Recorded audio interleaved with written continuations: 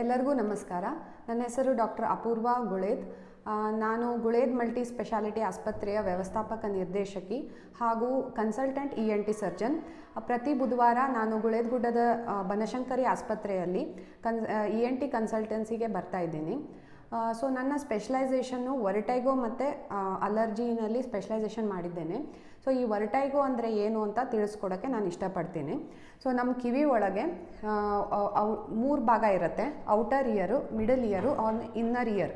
So ಈ inner ಇಯರ್ನಲ್ಲಿ ಈ ವೆಸ್ಟಿಬ್ಯೂಲ್ ಅಂತ ಒಂದು ಆರ್ಗನ್ ಇರುತ್ತೆ, ಇದು ವೆಸ್ಟಿಬ್ಯೂಲ್.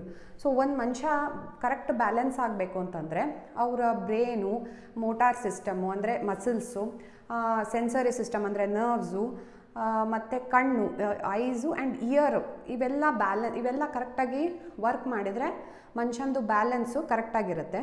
ಸೊ ಆ ರೀತಿಯಲ್ಲಿ ಇದು ನಮ್ಮ ಇನ್ನರ್ ಇಯರ್, ವೆಸ್ಟಿಬ್ಯೂಲ್ ಅನ್ನೋದು ಇನ್ನರ್ ಇಯರಲ್ಲಿ ಇರುತ್ತೆ. ಸೊ ಇದರಲ್ಲಿ ಏನೇ ತೊಂದರೆ ಆದ್ರೂ ನಮಗೆ ಬ್ಯಾಲೆನ್ಸ್ ತಪ್ಪಬಹುದು. ಒಬ್ಬರು ಹೇಳ್ತಿರ್ತಾರೆ, ನನಗೆ ಕುತ್ಕೊಂಡು ಎದ್ದ ತಕ್ಷಣ ನನಗೆ ಬ್ಯಾಲೆನ್ಸ್ ತಪ್ಪದಂಗೆ ಆಗುತ್ತೆ, ನನಗೆ ಚಕ್ರ ಬಂದಂಗೆ ಆಗುತ್ತೆ, ಒಂದೇ ಸಲಿಗೆ ನಾನು ಬಿದ್ದು ಬಿಡ್ತೀನಿ, ಆದರೆ ನನಗೆ ಎಚ್ಚರ ಇರುತ್ತೆ ಅಂಥೇಳಿ. ಸೊ ಅದು ಯಾಕಾಗುತ್ತೆ ಅಂದರೆ ಈ ವೆಸ್ಟಿಬ್ಯುಲರ್ ಸಿಸ್ಟಮಲ್ಲಿ ಏನಾದರೂ ತೊಂದರೆಗಳಿದ್ದರೆ, ಲೈಕ್ ಫಾರ್ ಎಕ್ಸಾಂಪಲ್ ಇದರಲ್ಲಿ ಫ್ಲೂಯಿಡ್ ಇರುತ್ತೆ ಇದರಲ್ಲಿ. ಆಮೇಲೆ ಸ್ಮಾಲ್ ಕ್ರಿಸ್ಟಲ್ಸ್ ಇರ್ತವೆ. ಅದು ಇರೋ ಜಾಗದಲ್ಲೇ ಇರಬೇಕು. ಅಕಸ್ಮಾತ್ ಅದು ಡಿಸ್ಪ್ಲೇಸ್ ಆಯಿತು ಅಂದರೆ, ಈ ಫ್ಲೂಯಿಡಲ್ಲಿ ಆ ಕ್ರಿಸ್ಟಲ್ಸ್ ಮೂವ್ಮೆಂಟ್ ಆಗಕ್ಕೆ ಶುರುವಾಯಿತು ಅಂತಂದರೆ ನಮ್ಮ ಬ್ರೈನಿಗೆ ರಾಂಗ್ ಸಿಗ್ನಲ್ಸ್ ಹೋಗುತ್ತೆ. ಮನುಷ್ಯರು ಓಡಾಡ್ತಾ ಅದು ತಿರುಗಬೇಕು ಅಂತ ಹೇಳಿ. ಸೊ ಅದು ರಾಂಗ್ ಸಿಗ್ನಲ್ ಹೋದಾಗ ನಮಗೆ ತಲೆ ಚಕ್ರ ಬಂದಂಗೆ ಆಗುತ್ತೆ. ಸೊ ಇದು 2 ನರ ಇರುತ್ತೆ ನಮ್ಮದು ಕಿವಿ ಒಳಗೆ, ಕಾಕ್ಲಿಯೋ ವೆಸ್ಟಿಬ್ಯುಲರ್ ನರ್ವ್ ಅಂತ. ಈ ಕಾಕ್ಲಿಯರ್ ನರ್ವ್ ಏನಿರುತ್ತೆ ನಮ್ಮದು ಕಿವಿ ಕೇಳಿಸೋದಕ್ಕೆ ಹೆಲ್ಪ್ ಮಾಡುತ್ತೆ. ಬಟ್ ಈ ವೆಸ್ಟಿಬ್ಯುಲರ್ ನರ್ವ್ ಅದೇ ನಾವು ಬ್ಯಾಲೆನ್ಸ್ಗೆ ಅಂತ ಆಗಲೇನು ಹೇಳಿದೆ, ಸೊ ಅದು ಅದಕ್ಕೆ ಹೆಲ್ಪ್ ಮಾಡುತ್ತೆ. ಸೊ ಈ ಥರ ಏನೇ ತೊಂದರೆ ಆದರೂ ಆ ವೆಸ್ಟಿಬ್ಯುಲರ್ ನರ್ವಲ್ಲಿ ರಾಂಗ್ ಫೈರಿಂಗ್ ಆಯ್ತು ಅಂದರೆ ನಮಗೆ ತಲೆ ಚಕ್ರ ಬರ್ಬೋದು. ಅಥವಾ ಇನ್ನು ಇದರಲ್ಲಿ ನೀರು ಜಾಸ್ತಿ ತುಂಬ್ಕೋಬೋದು, ಅದಕ್ಕೆ ಮೀನಿಯರ್ಸ್ ಡಿಸೀಸ್ ಅಂತೀವಿ. ಸೊ ಅದರಿಂದನೂ ತಲೆ ಚಕ್ರ ಬರ್ಬೋದು. ಇಲ್ಲಾಂದರೆ ಇದಕ್ಕೆ ನಮಗೆ ಇನ್ಫೆಕ್ಷನ್, ಲ್ಯಾಬ್ರಿಂಥೈಟಿಸ್ ಅಂತೀವಿ, ಇದಕ್ಕೆ ಲ್ಯಾಬಿರಿಂತ್ ಅಂತೀವಿ. ಸೊ ಅದು ಲ್ಯಾಬ್ರಿಂಥೈಟಿಸ್ ಆದಾಗೂ ತಲೆ ಚಕ್ರ ಬರೋ ಸಾಧ್ಯತೆಗಳಿದೆ. ಸೊ ಈ ಥರ ಹಲವಾರು ರೀಸನ್ಸ್ ಇದೆ. ಇದಕ್ಕೆ ನಮ್ಮಲ್ಲಿ ಫಾರ್ಮಕೋಥೆರಪಿ ಅಂದರೆ ನಾವು ಮೆಡಿಸಿನ್ಸಿಂದನೂ ಇದಕ್ಕೆ ಟ್ರೀಟ್ಮೆಂಟ್ ಮಾಡ್ತೀವಿ. ಮತ್ತು ಅದೇನು ಕ್ರಿಸ್ಟಲ್ಸು ಆ ಜಾಗಕ್ಕೆ ಹೊಂದ್ಕೊಳೋಂಗೆ ಒಂದಷ್ಟು ಎಕ್ಸಸೈಸಸ್ ಇರ್ತವೆ, ಮೆನ್ಯೂರ್ಸ್ ಅಂತ ಇರ್ತವೆ. ಸೊ ಆ ಎಕ್ಸಸೈಸಸ್ ಮಾಡಿ ಪ್ಲಸ್ ವಿತ್ ಫಾರ್ಮಕೋಥೆರಪಿ ಮತ್ತು ವೆಸ್ಟಿಬ್ಯುಲರ್ ರಿಹ್ಯಾಬಿಲಿಟೇಷನ್ ಅಂತ ನಾನು ಏನು ಹೇಳಿದೆ, ಅಂದರೆ ಮೋಟಾರು, ಸೆನ್ಸರಿ ಎಲ್ಲನೂ ನಾವು ಪರಿಗಣಿಸ್ಕೊಂಡು ಟ್ರೀಟ್ಮೆಂಟ್ ಹಾಕಿದಾಗ ಆ ಪೇಷಂಟಿಗೆ ಗುಣಮುಖ ಆಗುತ್ತೆ ಅಂತ ನಾನು ಹೇಳೋಕ್ಕೆ ಇಷ್ಟಪಡ್ತೀನಿ. ಸೊ ಯಾವುದೇ ತಲೆ ಚಕ್ರ ಬಂತು ಅಂದರೆ ಒಂದೇ ಸಲ ನೀವು BP-ಗೋಸ್ಕರನೋ ಇಲ್ಲ ಇನ್ಯಾವುದೋ ರೀಸನ್ನಿಗೆ ಅಂತ ಹೇಳಿ ಸುಮ್ಮನೆ ನೆಗ್ಲೆಕ್ಟ್ ಮಾಡಬೇಡ್ರಿ. ಒಂದು ಸಲ ನಿಮ್ಮ ಕಿವಿಯನ್ನು ಪರೀಕ್ಷೆ ಮಾಡಿಸ್ಕೊಳ್ರಿ. ಓಕೆ. ಮತ್ತು ಈಗ ನಾನು ಅಲರ್ಜಿಯಲ್ಲೂ ಸ್ಪೆಷಲೈಸೇಷನ್ ಮಾಡಿದ್ದೀನಿ. ಈಗ ನಮಗೆ ಈ ಭಾಗದಲ್ಲಿ ನಮ್ಮದು ಸ್ವಲ್ಪ ಒಣ ಹವೆ ಇರೋದ್ರಿಂದ ಸಿಕ್ಕಾಪಟ್ಟೆ ಅಲರ್ಜಿ ಆಗುತ್ತೆ.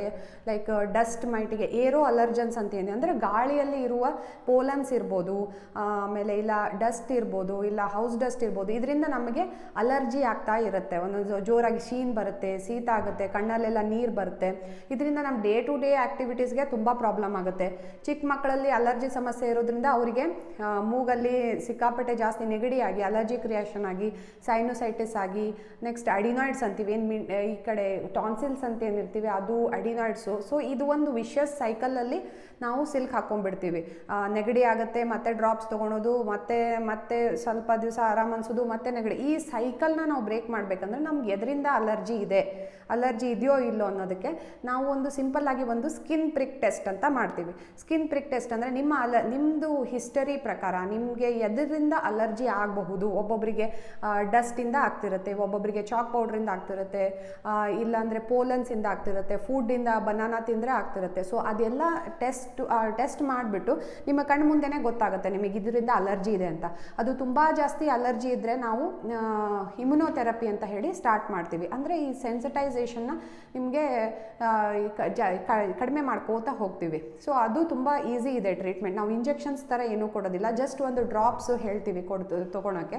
ಸೊ ಸೊ ಅದು ಸಿಂಪಲ್ ಇದೆ. ಅದನ್ನು ನೀವು ತೊಗೊಂಡ್ರಿ ಅಂದರೆ it is a life long solution. ಈ ನಿಮಗೆ ಗುಳಿಗೆ ಮತ್ತು ಸ್ಪ್ರೇ ಇದರಿಂದ ನಿಮಗೆ ಒಂದು ಮುಕ್ತಿ ಸಿಗುತ್ತೆ ಅಂತ ಹೇಳ್ತೀನಿ. ಅದಕ್ಕೆ ನೀವು ಅಲರ್ಜಿ ಲಕ್ಷಣ ಕಂಡ್ರು, ಅಕಸ್ಮಾತ್ ತುಂಬ ಜಾಸ್ತಿ ಅಲರ್ಜಿ ಇರಲಿಲ್ಲ ಅಂದರೂ ಅದನ್ನು ಅವಾಯ್ಡ್ ಹೆಂಗೆ ಮಾಡಬೇಕು, ಈಗ ನಾವು ಡಸ್ಟನ್ನ ಅವಾಯ್ಡ್ ಮಾಡೋಕ್ಕಲ್ಲ, ಆದರೂ ಒಂದು ಸಿಂಪಲ್ ಮೆಥಡ್ಸ್ನ ನಾವು ಯಾವ ಥರ ಫಾಲೋ ಮಾಡ್ಬೋದು ಅಂತ ಎಲ್ಲ ಥರ ಕೌನ್ಸ್ಲಿಂಗ್ನು ನಾನು ನಮ್ಮ ಆಸ್ಪತ್ರೆಯಲ್ಲಿ ಮಾಡ್ತೀನಿ. ಸೊ ದಯವಿಟ್ಟು ಯಾವುದೇ ಅಲರ್ಜಿ ಇದ್ರೂ ನೆಗ್ಲೆಕ್ಟ್ ಮಾಡದೆ ಬೇಗ ಅದನ್ನು ಬಂದು ತೋರಿಸ್ಕೊಂಡ್ರೆ, ಕನ್ಸಲ್ಟ್ ಮಾಡಿದರೆ ಅದಕ್ಕೆ ನೀವು ಗುಣಮುಖರಾಗಬಹುದು ಅಂತ ಹೇಳಕ್ಕೆ ಇಷ್ಟಪಡ್ತೀನಿ. ಈ ಸಂದರ್ಭದಲ್ಲಿ ನನಗೆ ನನ್ನ ಅಲರ್ಜಿ ಹಾಗೂ ವರ್ಟೈಗೋ ಬಗ್ಗೆ ಅವೇರ್ನೆಸ್ ಮೂಡಿಸೋಕ್ಕೆ ನನಗೆ ಒಂದು ಅವಕಾಶ ಮಾಡಿಕೊಟ್ಟಂಥ ಉದಯಕಾಲ ಪತ್ರಿಕೆ ಅವರಿಗೆ ತುಂಬ ಹೃದಯದ ಧನ್ಯವಾದಗಳನ್ನ ಹೇಳೋಕ್ಕೆ ಇಷ್ಟಪಡ್ತೀನಿ. ಅದೇ ರೀತಿ ಗಣೇಶ ಚೌತಿ ತುಂಬ ಹತ್ತಿರದಲ್ಲಿದೆ.